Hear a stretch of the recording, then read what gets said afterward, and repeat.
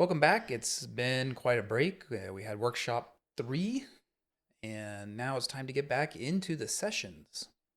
Be aware we're combining both of the topics for this session into one video. And with that said, let's jump right in. We're going to start off with the unit on freedom and free will. So, question 1: what does it mean to have free will? Well, the first important thing is to know that free will is actually a gift of love to us. All of our actions become our own choice. We choose to hear, live, and kind of internalize what God wants from us, and it is up to us at this point. But we have this ability to completely ignore it, or worse, we can go the other way completely, sinning.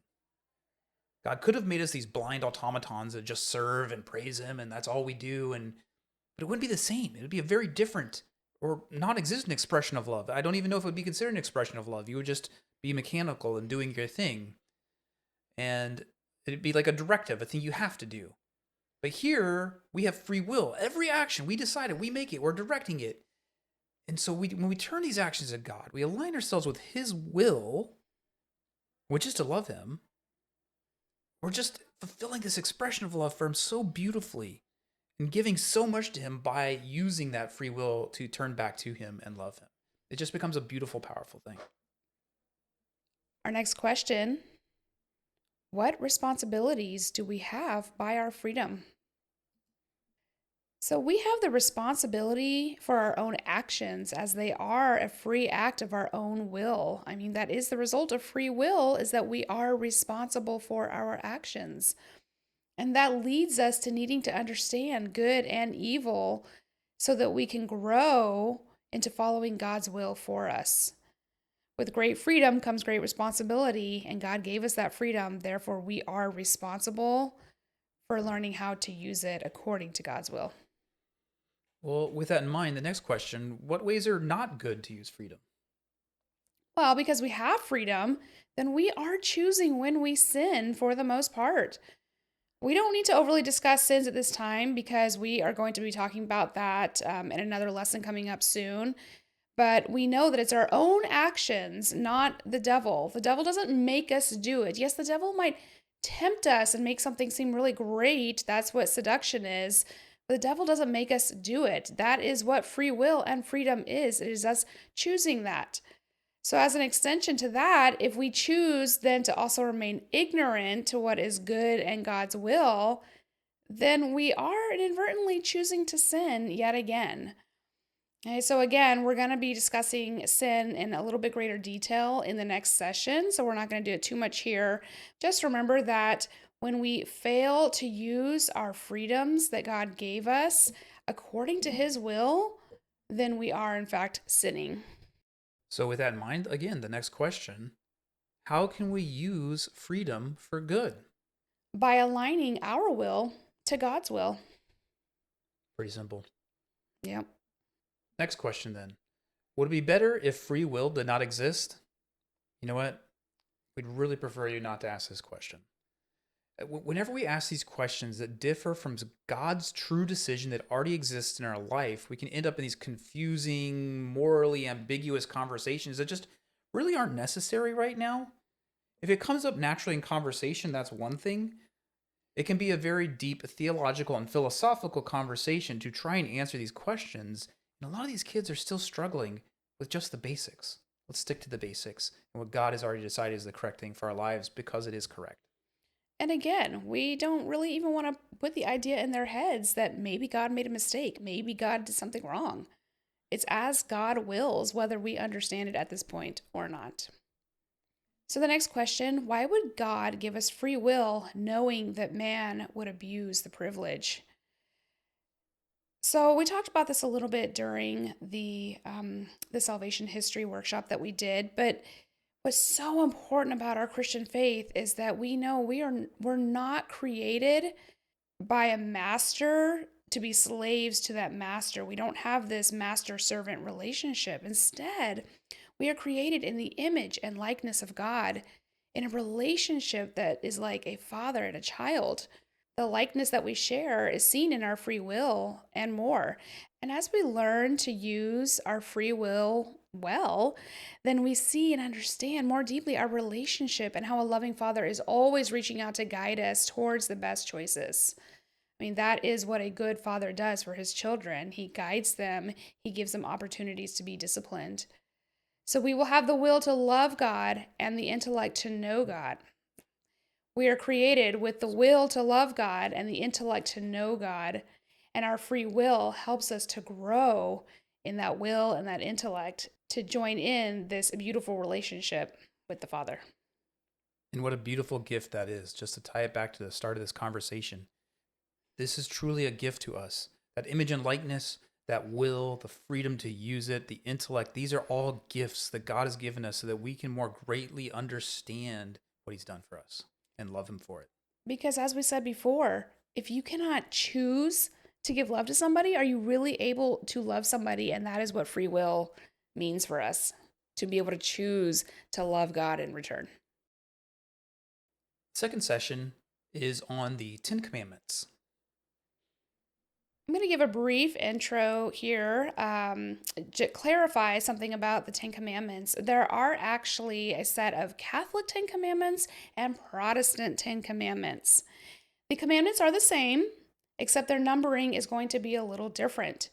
So, where Catholics will say the first commandment is, I am the Lord your God, you shall not have strange gods before me. And then our second commandment, you shall not take the name of the Lord in vain.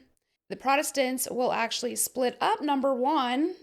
And so taking the Lord's name in vain actually falls under number 3. And then they combine 9 and 10. You shall not covet your neighbor's wife or goods. So they are the same commandments. Their numbering is different. But do keep this in mind, please, because most things that you're going to find on the internet will probably be in the Protestant order. And we really want to go ahead and give the Catholic order for this class. Just as a brief reminder for you, and it is our hope that you will give the students a brief reminder, because even though we know that they have learned this at some point, everyone needs a review.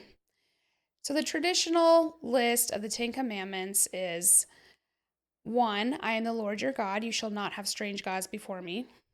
2, you shall not take the name of the Lord your God in vain. 3, remember to keep holy the Lord's day. 4, honor your father and your mother. 5, you shall not kill. 6, you shall not commit adultery. 7, you shall not steal.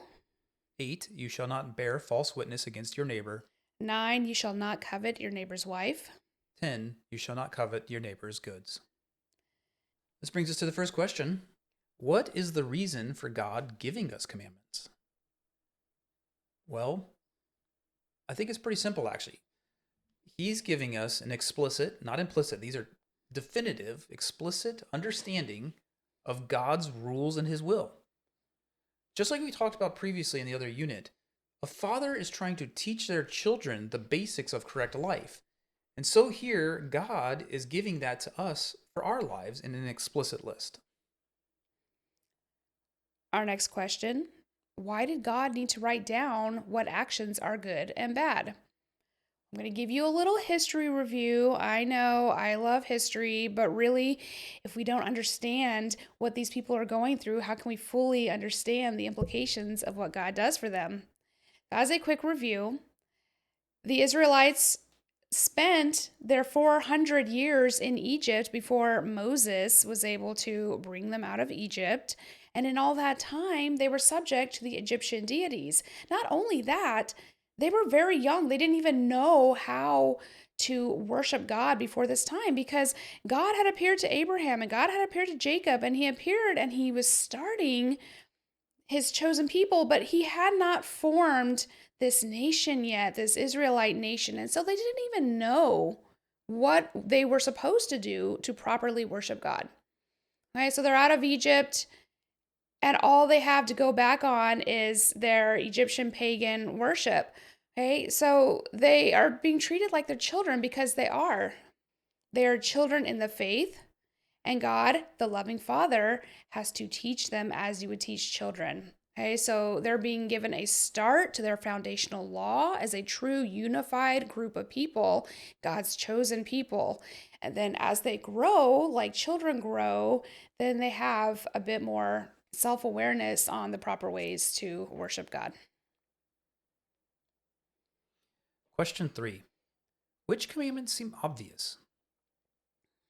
During this question, make sure you take some time to go through all the commandments again with kind of their base wording and see what people respond with. Often the answers to this question are going to be the ones like, you shouldn't kill.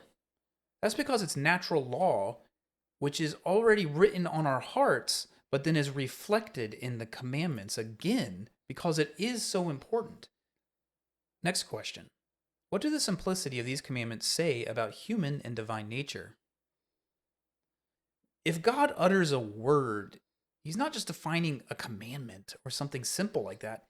A single word of his could define an entire cosmos, a world. I mean, a single breath gave us life. His word is power, his word is creation. And so we share in the intellect, just like we talked about in the previous section, we share in an intellect that God gave us. And so we can understand that there is a deep meaning in these simple statements and that we try to continue to grow and explore them now and as we go forward in our life. It's a perpetual action. It's not something that is just one and done. And we can also say that God reveals these things through divine revelation, and our human reason allows us to understand and move forward with that. The last question: why are we asked to follow these commandments? Well, these commandments give us the basis to protect our sanctifying grace. Like we said, we're going to be talking about sin and reconciliation in the next session, but these are the foundation to leading up to that. When we sin, we are losing that sanctifying grace, that life of God in our soul. And so by following them, we are able to protect our sanctifying grace. We use our free will to follow the commandments so that we can understand how to grow in our relationship with God by following his will. And we're going to be exploring this and more in depth as we look at sin soon. That's all we have for this session. Stay warm. Bye bye.